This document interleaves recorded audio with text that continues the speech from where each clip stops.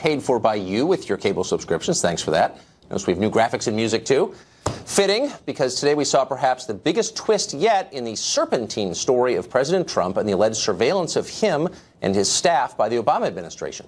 Today, multiple news outlets reported that President Obama's national security advisor, Susan Rice, personally and repeatedly ordered the unmasking of Trump associates whose communications with foreigners were monitored by the U.S. government. We'll have more on what exactly that means in just a minute. But now, let's get to the guts of this developing story. We're going to go to Fox's Adam Housley, who's been on it all day. Adam. Yeah, Tucker, multiple sources are telling Fox News that the former national security advisor, as you mentioned, under President Obama, Susan Rice, requested to unmask the names of Trump's transition officials. The unmasked names, people associated with Donald Trump, were then sent to all of the NSC, some at DOD, James Clapper, John Brennan, basically the people at the top, including former Deputy National Security Advisor Ben Rhodes. Now, these names are part of incidental electronic surveillance of candidate-elect and President-elect Trump, and people close to him as well, including family members, for up to a year, we're told, before he took office. Now, when the names of Americans are incidentally collected, they're supposed to be masked, meaning the names or name are redacted from reports, whether it's international or domestic collection, unless it's an issue of national security, crime, or if their security is threatened in any way. Now, Americans are supposed to be protected from this incidental collection. Now, meantime, we're also told that House Intelligence Chairman Devin Nunes knew about unmasking and leaking back in January, well before President Trump's tweet in March alleging wiretapping. Our sources say, quote, the intelligence agencies slow-rolled Nunes. He could have seen the logs at other places besides the White House SCIF, which is that protected room where chairmen of intelligence committees have gone before. But it had already been a few weeks, so he went to the White House because he could be protected there. He could protect his sources, and he could get to the logs. So it's twofold, protect the sources and also see those logs. Tucker, as you can tell, there's a lot here. We believe there's a lot more coming, and it's already changed a lot since we really kind of broke part of this story back on Friday. It is amazing, and it is moving fast. Thanks a lot, Adam, for that. We'll talk to you tomorrow. Right. Well, for months, our bettors in the press and government have told us to fear Russia. The Kremlin hacked our election, whatever that means, and we're supposed to be upset about it and afraid. Okay, Russia's bad. But now we've learned something worse and far scarier. Our own government has violated the civil liberties of Americans in ways that would have been unimaginable even 10 years ago. And tellingly, hardly anyone in official Washington seems especially upset about it, much less shocked at all. Consider what we just learned about National Security Advisor under Barack Obama, Susan Rice. Just weeks ago, Rice went on television and lied, telling PBS she, quote, knew nothing about the incidental intelligence collection on Donald Trump and his associates. As it turns out, though, Rice knew quite a bit about that. We now know that she participated in the monitoring of the Trump campaign and the transition.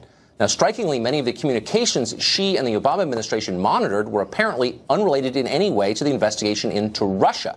An investigation, you'll remember, that is, as of today, so far, the only excuse offered for the monitoring.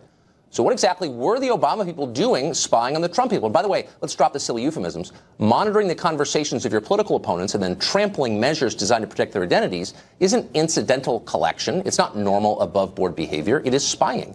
Now we're told that Rice's behavior probably wasn't illegal, in fact, nor was the surveillance that preceded it. U.S. law gives tremendous latitude to the intelligence agencies to surveil Americans, as well as to the White House and officials there who claim they need to see that information and pass it along to other parts of government. That's supposed to reassure all of us, but it shouldn't, because what it means is that our laws currently provide no serious protection to U.S. citizens from being spied upon for political reasons by their own government. And worse, it actually happens. In fact, it just happened, and that is the scandal here. Not everyone agrees, though. This seems to be an outrage to some, but not to others. David Dufour is a former State Department official. He was a foreign policy advisor during the 2008 presidential campaign to candidate Barack Obama. David, thanks for joining us. Thanks for having me. So I think let's just begin at the Susan Rice story. Very telling that she would go on television just recently and lie right to camera and say, I knew nothing about that. Why would she lie about that? I don't know why she would lie about that, and we don't know that she lied. And perhaps some of what she was asked to talk about was classified. We know she can't talk about that. But I think it's helpful to your audience to break down in phases what happened here and look at the legality of each thing. So there was surveillance of Russian agents, including the Russian ambassador. That's okay. In fact, that's what the U.S. is supposed to do. Surveil Russia. They surveil us. They try to get information about us. We try to get information about them. Now, secondly, there were certain U.S. citizens caught up in that surveillance. There was incidental collection of their conversations or discussions about them. That includes some Trump campaign officials. That's okay, too. That's going to happen. Now, they're supposed to remain masked. In this case, they were unmasked, and we know from the story today that Susan Rice requested the unmasking of some of them.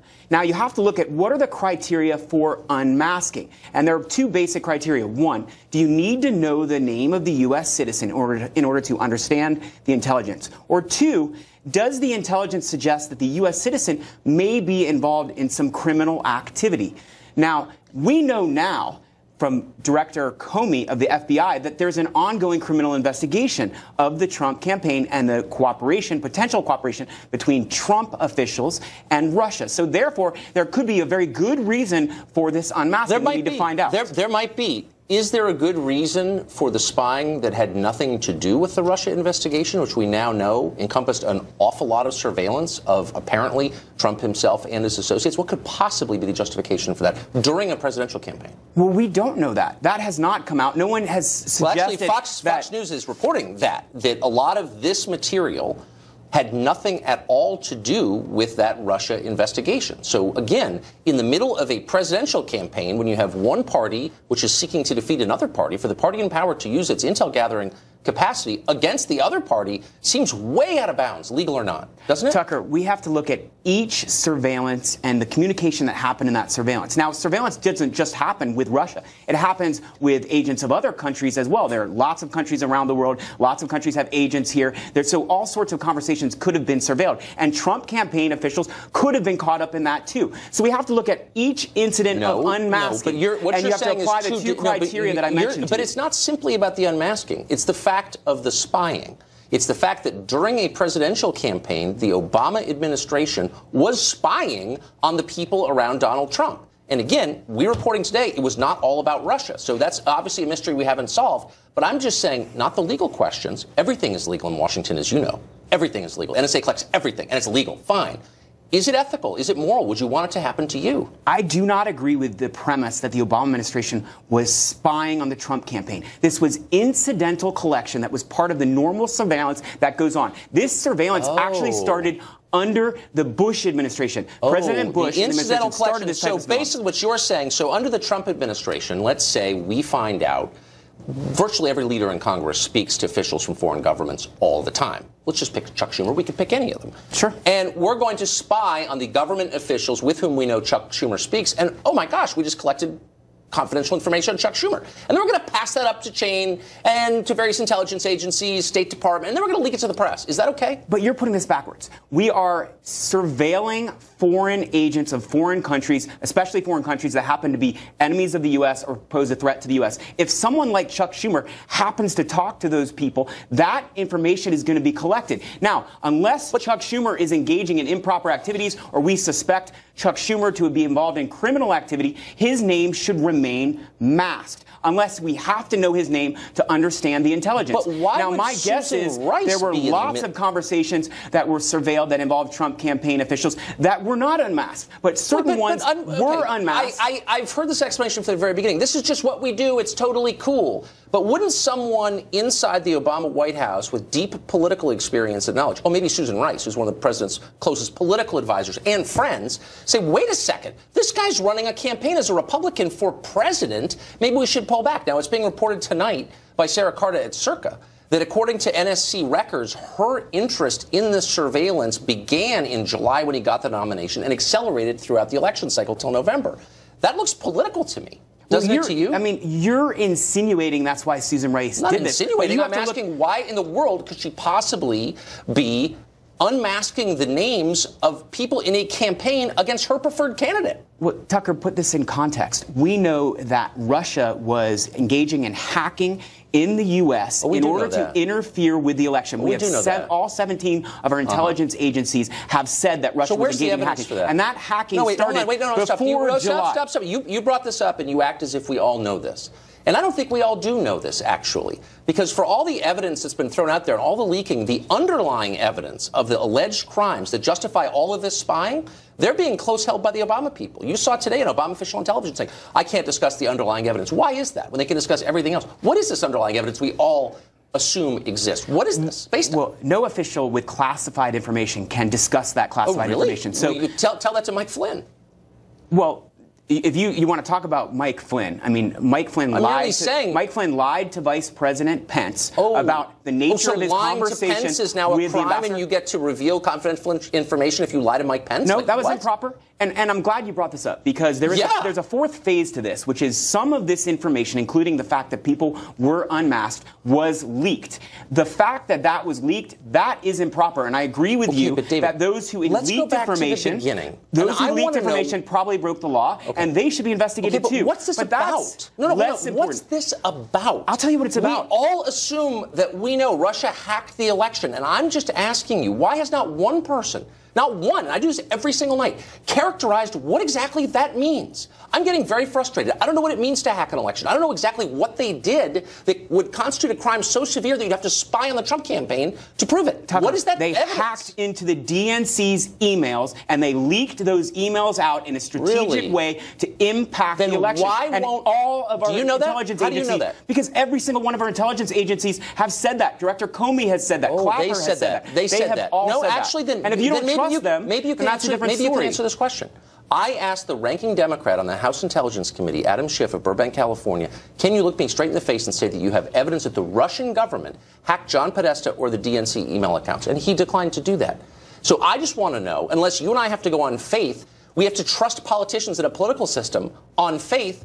Why don't we get some evidence that any of this actually happened? Why do we all have to sort of nod and say, oh, yeah, it must have happened because, like, the Washington Post says it happened? Where's the evidence? I don't know why Adam Schiff would tell you that. Maybe because the information he knows is classified. But all of our intelligence agencies have reported that Russia did hack into the DNC emails. If you talk to DNC officials, they'll also tell you they knew within a few days after their email system had been hacked that it was Russia. They hired experts. That it was the Russian government. Knew it was the Russian government and agents of the Russian government. And if you don't care about that, then but I do. I care enough to ask real questions. Then you're not worried about the sanctity of our democracy, which Russia. I care enough to ask real questions because I have learned in 30 years here, don't take it on faith, get the facts. And I'm waiting for a single fact, just one, from any of these fabled 17 intelligence agencies. How about Coast Guard intelligence? They're one of the agencies you're referring to. Maybe they could come on the show and give me this one scintilla of evidence that the Russian government, not some Russian, but the Russian government of Vladimir Putin broke into John Podesta's emails. Well, that's for the express purpose of getting Donald Trump elected president. Then I'm sure you would agree with me that we need a special commission to investigate this. A neutral, fair commission. And it's just a talking point. Why wouldn't you agree with that? How about people? Don't you believe this is important? I know you don't think it happened, but don't you think it's important for us? I'm not saying it didn't happen. Okay? I'm merely saying if we're going to destroy the lives of people and surveil American citizens, we're going to break the basic bond of trust between government and citizen. They're watching me without my knowledge, look at my email, listening to my phone calls. Whoa, because we need to get to the bottom of this Russia thing. I'm just asking for one person to give me one piece of evidence that this Russia thing actually happened. And nobody will. And that's very telling, don't you think? Well, the evidence is coming out slowly. Well, where is it? But we've got two intel committees who are supposed to be in charge of this stuff, and they haven't provided anything for the public to assess. Senator Mark Warner is the ranking member on Senate Intelligence. He said last week that he's reviewed a lot of information. It gives him a great concern. He thinks this is the most important thing he has ever worked on. I'm sure he believes that. Now, but again, for the third time, there are no Republican. I'm not flacking for the Republicans. They haven't either. And I just want that fact. And I'm just surprised let me tell you what a Republican says. Be a little more skeptical and ask for some facts to back up. Can I tell you what a Republican says? Senator McCain, the chairman of the Armed Services Committee, a Republican, says we need a special commission to investigate this in a fair, I'm glad that Senator McCain feels that way. But I'm saying, as a co-equal citizen of this country, why not take his recommendation to support that? You're a great journalist. So you're asking the right questions. Because I'm a journalist, and you're skeptical, but you would recognize that journalists need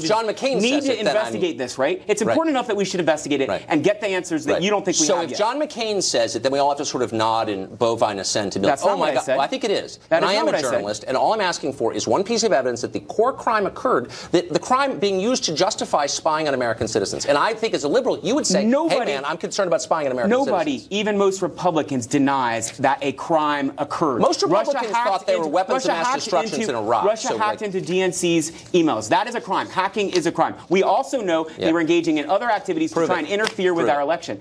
And what's important is we protect the sanctity of our democracy. I couldn't agree more. And what I'm saying as a journalist and American is give me some evidence or stop talking. That's my view. Great to see you, David. Thank you. We'll have more on this developing story a little later on the show. Up next, the unions fighting for a $15 minimum wage have teamed up now with Black Lives Matter, saying that low wages are not just bad, but they're racist. We'll talk to one of the movement's leaders about what that means exactly. Also, Tina Fey is shaming white college-educated women for voting Trump in November. Could be the weirdest story of the day. Maybe not. The Weird Story Contest ahead. Well, much like bad superhero comics, American politics is prone to ill-advised crossovers. Tomorrow, members of the Fight for 15 minimum wage movement are teaming up with the movement Black Lives Matter to stage protests across the country. The theme will be Fight Racism, Raise Pay, end quote. They're seeking to link the struggle for higher wages with broader racial agitation in the United States. But will the connection empower both movements or merely shackle them together awkwardly? Kendall Fells is National Organizing Director at Fight for 15. He joins us tonight from Memphis. Kendall, thanks for coming on. Hey, Tucker, thanks for having us on the eve of the 49th anniversary of Dr. Martin Luther King's assassination. Tomorrow we're going to lift and highlight the economic and racial injustices here in this country, right. The same way that I'm sorry? No, that's right, April 4th. That's exactly right.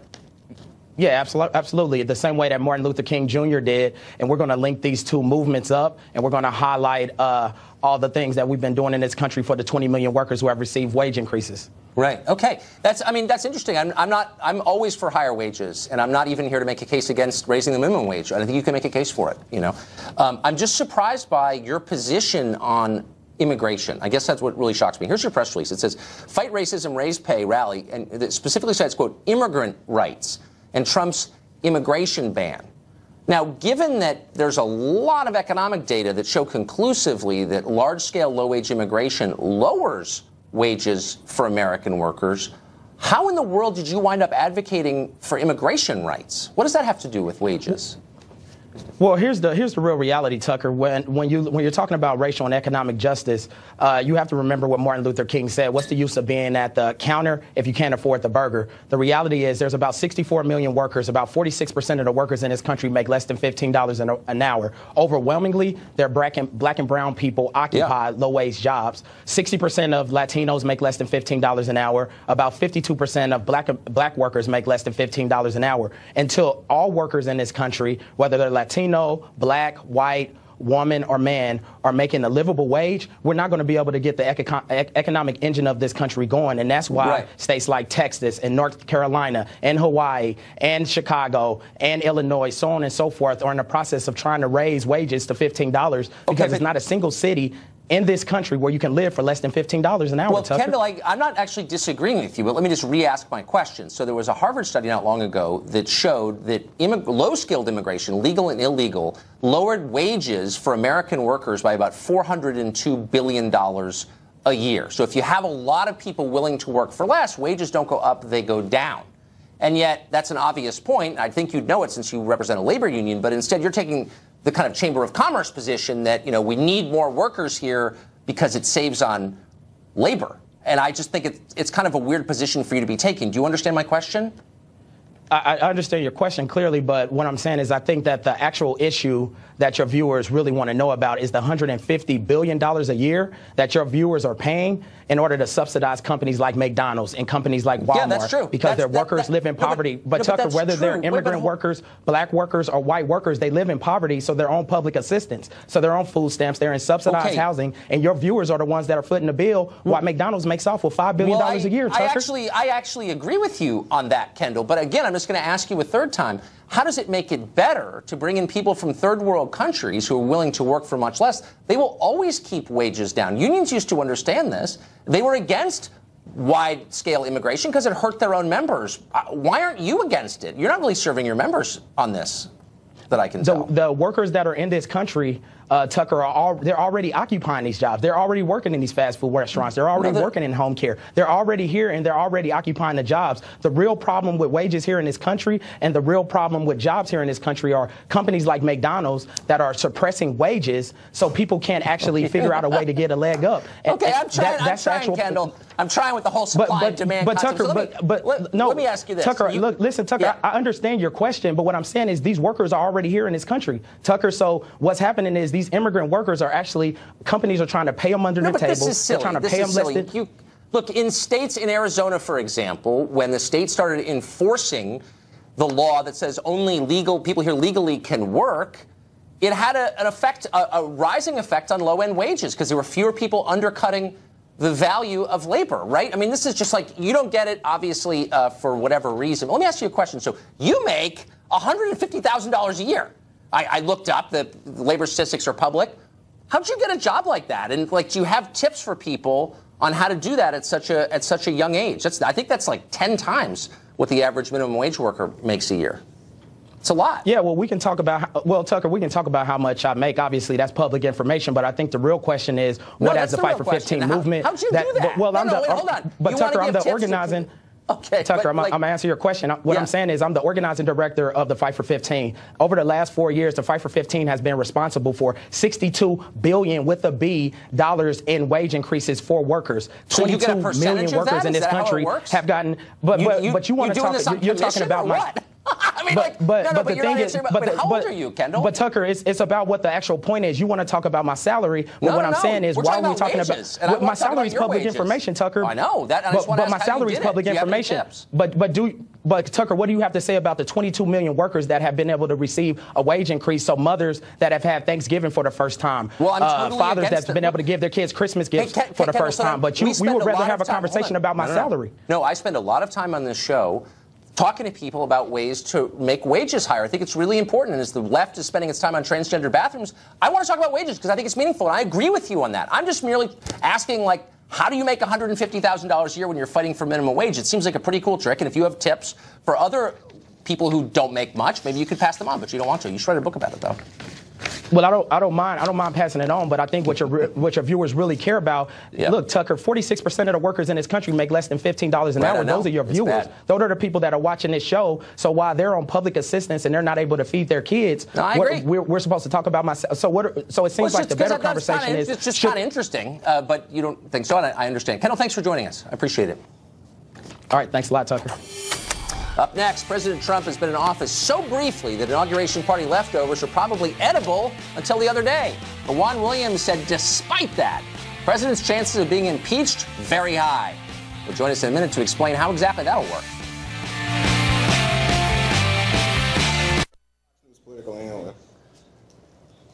Well, Fox News political analyst Juan Williams was just talking to me off camera, so I didn't see the teleprompter. He just wrote an article in which he says the chances President Trump leaves office prematurely through impeachment or resignation keep going up.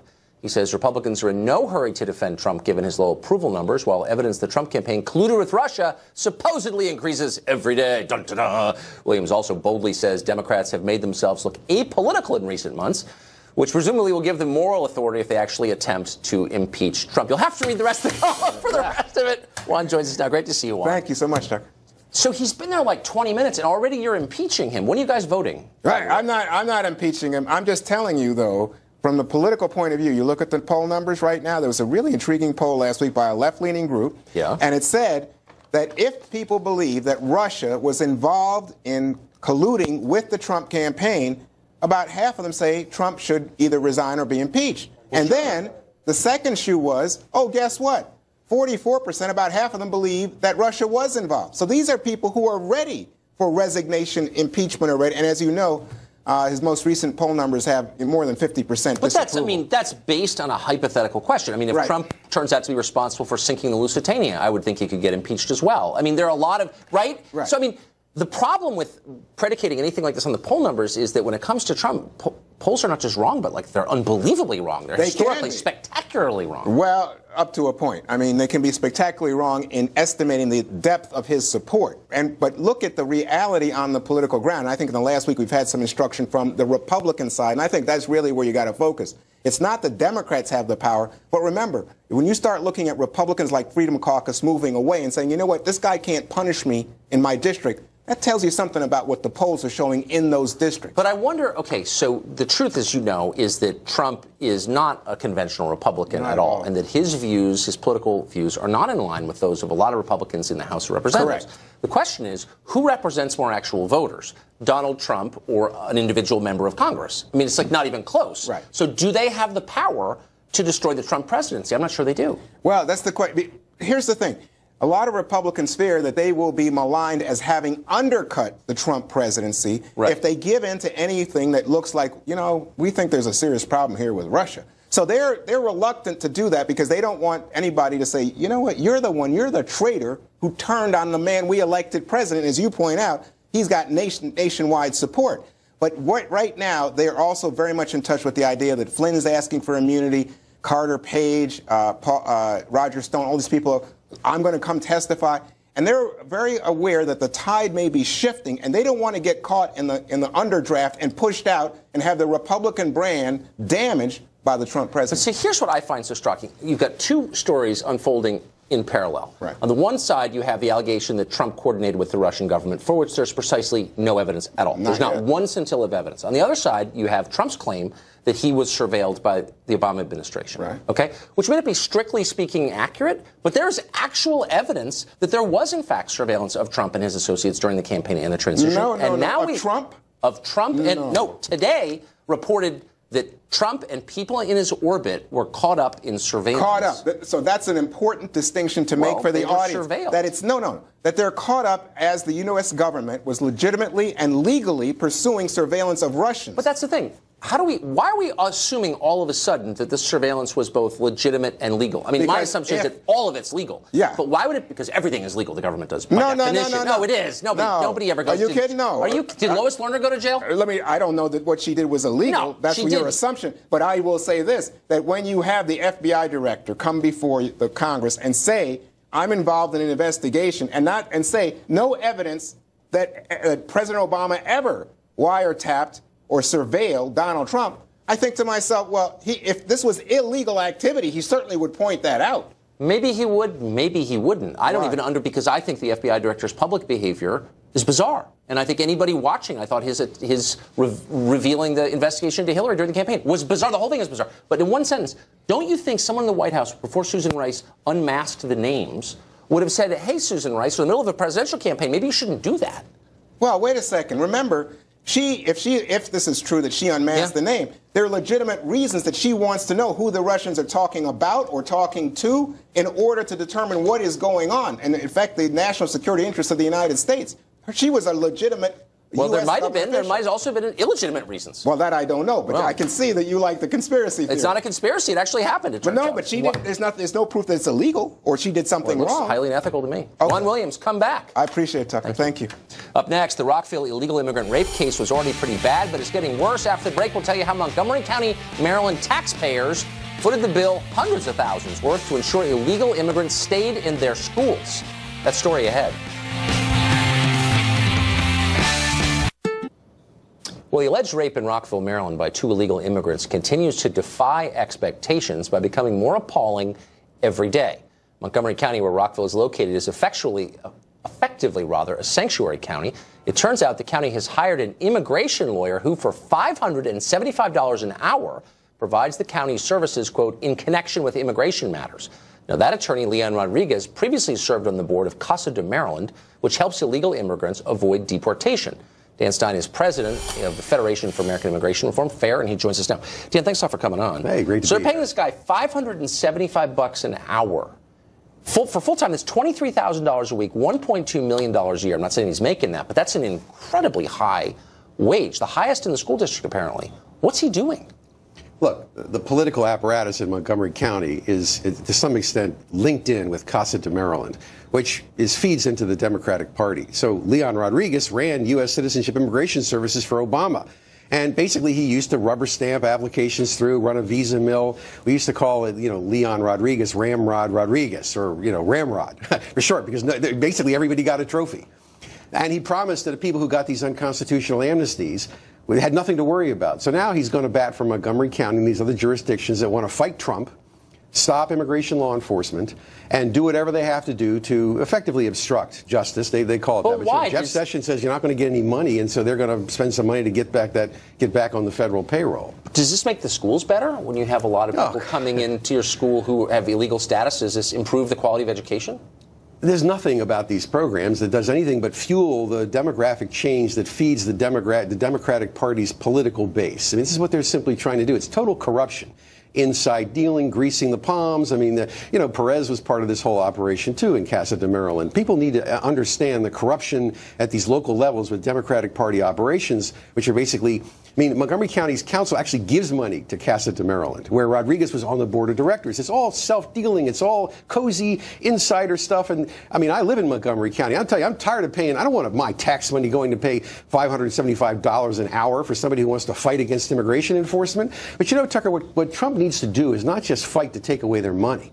He needs to flood the zone and get ICE ramped up in these so-called sanctuary jurisdictions and really start enforcing immigration laws as payback for these jurisdictions that don't think they're part of the United States anymore. But what I find so striking is, again, this is a school district. So Alex Pfeiffer, the reporter at the Daily Caller who wrote this piece, called to find out, what does this guy do? You're paying him this ridiculous wage. What is he doing? Why did you hire him? Well, he's retained by the county, actually. But he couldn't get anyone to answer. Well, what he's going to try to do is make sure, first of all, the Maryland legislature wants to pass the so-called Trust Act, which is actually more obstructionist on immigration enforcement than even the Montgomery County Council's own laws or resolutions.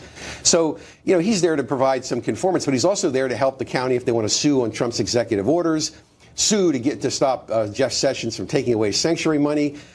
This is a war, Tucker. This is a war, a conflict of vision between Americans who believe the rule of law should prevail and a corrupted political party that now believes that the rule of law no longer matters in the context of immigration law enforcement. Yes, these sort of divides are going to tear this country apart unless we come to some reconciliation. You can't just break the immigration law and expect to be able to stay. But that's exactly what the Montgomery County Council is saying, unless you're, serial rapist or something. Or expect to have a real country. I don't think you're overstating it, actually. Dan Stein, thanks a lot for joining us. Thank you, Tucker. Up next, Bill Nye or Tina Fey? Which one is responsible for creating the day's most cringe-worthy news stories? There's a lot of competition, but the panelists will make their case, and we'll decide.